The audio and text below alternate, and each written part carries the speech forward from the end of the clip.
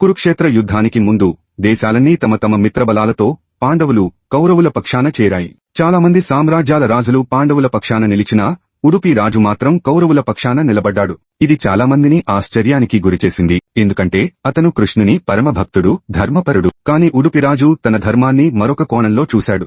అతడు యుద్ధానికి వచ్చిన వారి పాకశాల బాధ్యత తీసుకున్నాడు. పక్షపాతం లేకుండా ఆ రెండు పక్షాల సైనికులకు తిండి వండటాన్ని తన కర్తవ్యంగా భావించాడు. ప్రతిరోజు ఉదయాన్నే లేచి రెండు పక్షాల సైనికుల సంఖ్య అంచనా వేసి తగినంత ఆహారం తయారు చేయించేవాడు. అతడి శ్రద్ధ, విధేయత అంతులేని విధంగా ఉండేది. ఆశ్చర్యంగా అతడి అంచనా ఒక్కరోజు కూడా తప్పలేదు.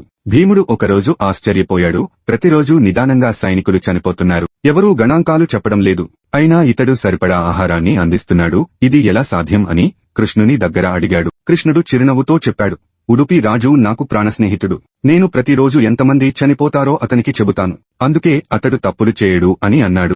ఈ వీడియో మీకు నచ్చినట్లు అయితే లైక్ చేయండి, షేర్ చేయండి, మా ఛానల్ను సబ్స్క్రైబ్ చేయండి.